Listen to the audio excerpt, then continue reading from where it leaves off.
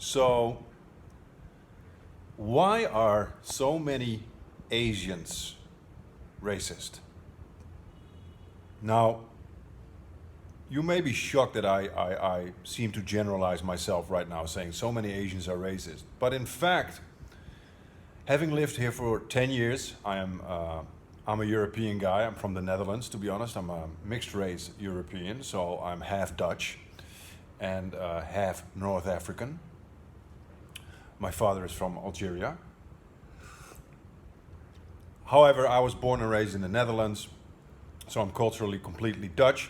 Had my own personal experiences with racism growing up as a multiracial kid in the Netherlands. So I've always been quite preoccupied with this. This is also one of the reasons why I went doing social and cultural psychology, to try and understand what is going on here. So what I noticed here, and to give you a little bit of a background, I have lived for approximately 8 years in Hong Kong, and now I've almost, 2.5 years. So for now I'm 2.5 years in Malaysia. So you could say that in total I've been in Asia for about 10 years, a little bit more than 10 years. And what I've noticed is that even though I was always under the assumption that racism is a very big problem in the West, which it is, I've noticed that the forms and the ways in which you encounter racism in Asia is completely different than what you see in the West. And what surprises me the most is that as ex-colonial countries, whether it is Hong Kong, whether it's Malaysia, Indonesia, Philippines, and having suffered so much racism and discrimination in the past, it's astonishing to me that the people with that kind of legacy have become maybe even more racist towards themselves and others as compared to their former colonial master. So you see that the colonial heritage of these countries has had a tremendous effect. One of the most obvious things that I have noticed is colorism. So colorism is something that I have found very shocking. As a European, I was unaware that it was this bad. It has bothered me emotionally, and it has also made me center my work more around this issue of racism, issue of colonialization, and issue of colorism, because I see how destructive it is while still not even being discussed. Okay, so this is the most amazing part. So colorism is something you see on a day-to-day basis, yet hardly anyone discusses it, and it's pretty much a taboo to really point out, to really say, hey, why are you doing this? So what you see is that everybody tries to maintain pale skin, of course, mainly the females. So among females, this is actually something that is stronger. You won't see it a lot among males, but females in particular try to maintain light skin. So you have a lot of intra-group discrimination. So you have a lot of females that have dark skin are being ostracized within their own group. So I call it intra-group discrimination. For example, a dark-skinned Indian girl being ostracized by other Indians or light-skinned Indians, or a dark-skinned Chinese girl being ostracized by light-skinned Chinese. But don't think it stops there. Colorism also has an intergroup effect. So the darker groups, so the darker skin groups, so here it also affects men. The groups with darker skin in general these are Indians, Bangladeshi, Africans, are literally lower in the social hierarchy. So you can literally correlate the position or the prestige of a job to skin color here in Malaysia.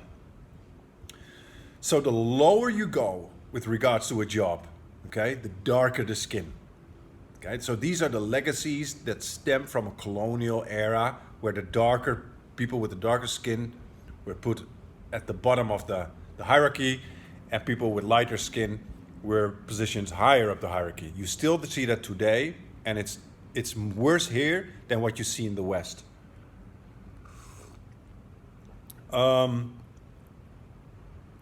It's very troubling to see, because you see a lot of insecurities among young people with dark skin. They feel left out. They don't feel beautiful. They hate themselves. They have suicidal tendencies, even though light or dark skin is not an objective thing. Okay, so it's not that you can say, okay, objectively, light skin is more beautiful than dark skin, or dark skin is more beautiful than light skin. No, it doesn't work that way. It has all to do with how have you been socially programmed, how have you been socially engineered.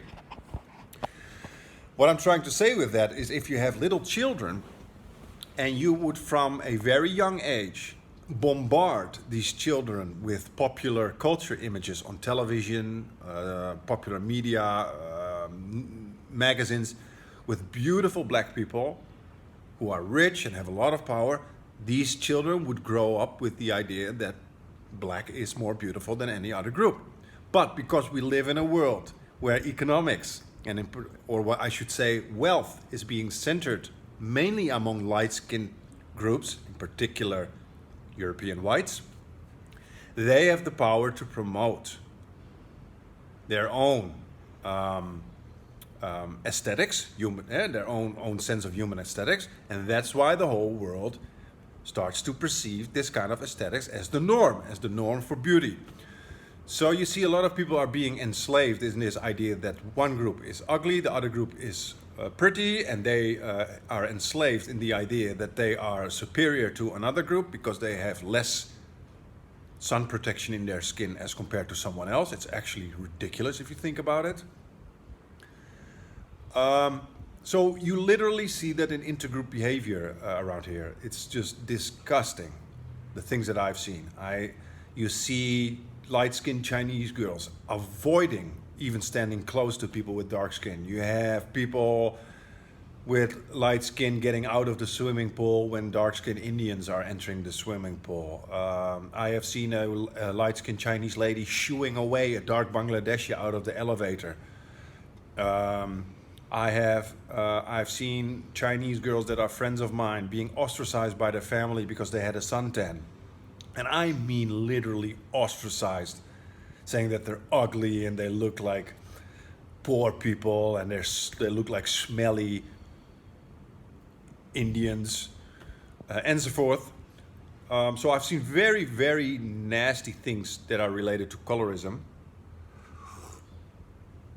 And what strikes me the most is that those who have been enslaved and have suffered under this system of racism the most become the worst perpetrators. Okay? So that is something that really, really strikes me. Like, why is it that actually the victims become worse than those who originally instated this system? So I feel that this discussion needs to be opened up. As a social scientist, I try to put some attention on this during my lectures, because I feel that this is something that the people here need to talk about.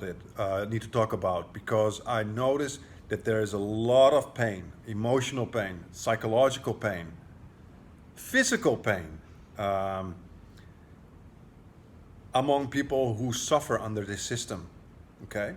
And in the end, everyone suffers under this system because people are separate themselves from each other. People are hating each other. People are fearful of each other.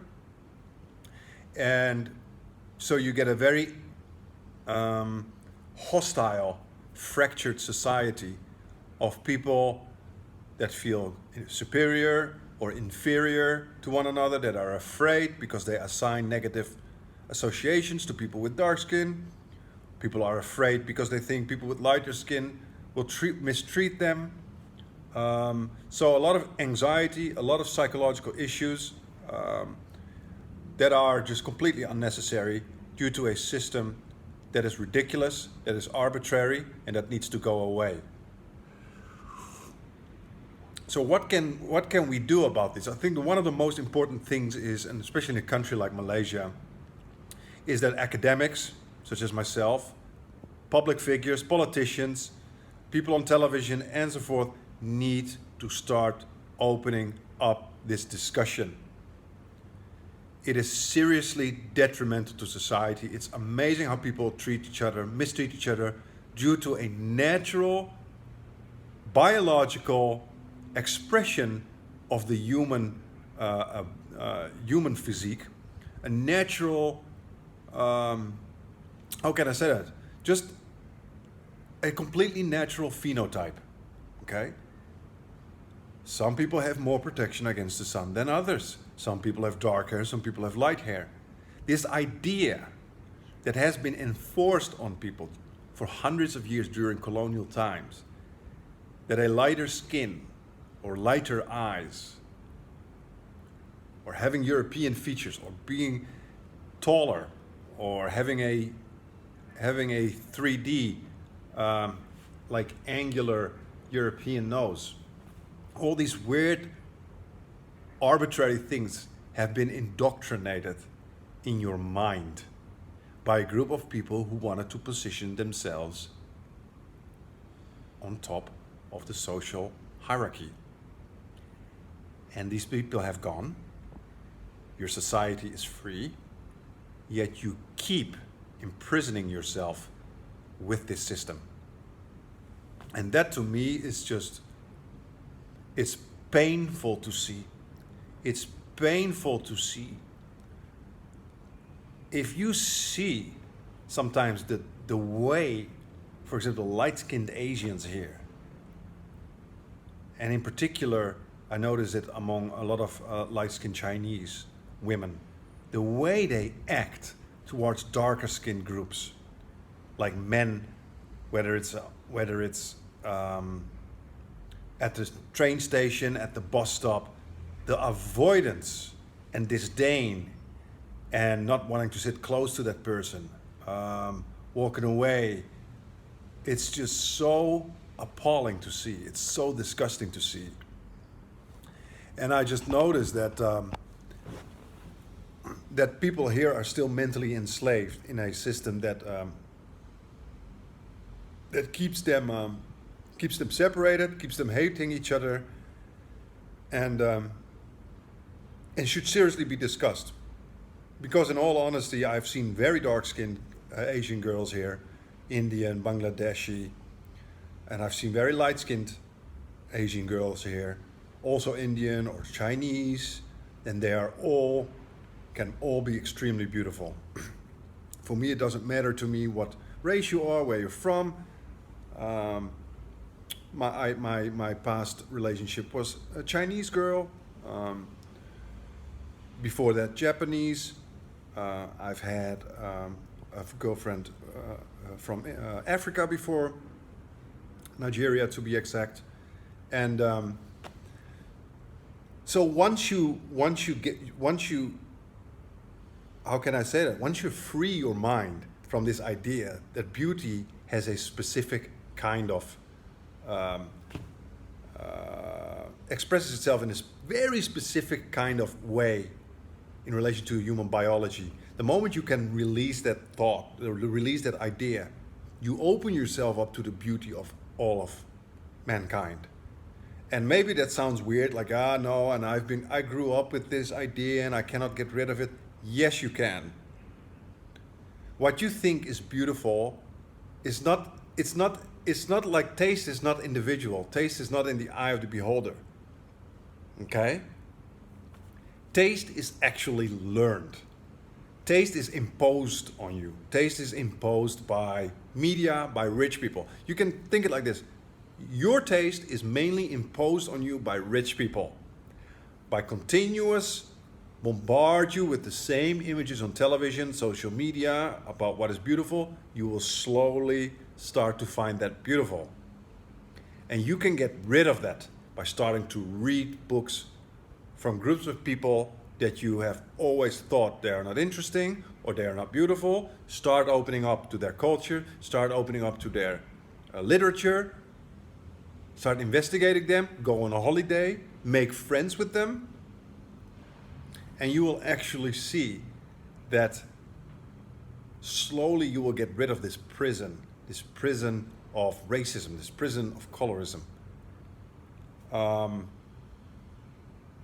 And then you realize how long you have been fooled by the world, how long you have been torturing yourself because you're too dark, for example, or because you want to keep your light skin so you can never walk in the sun and you always have to use an umbrella under the sun and you're always scared to lose your light skin. You will be free once you get rid of that idea and once you can really, really live the way you want to live and really accept your natural beauty, okay, your natural physique. Once you can embrace that, really embrace that, then you're free. And as long as you don't do that, you're still a slave from the colonial powers. You're still a slave as during the colonial era. So you're still mentally colonized. Okay? So people really need to find a way to free themselves over here. That's all I wanted to say during my coffee. I will have more things to discuss during future coffees. And this is a bit of the way I'm going to do that. Things that are on my mind that bother me as a social scientist, I discuss that just like this with a coffee.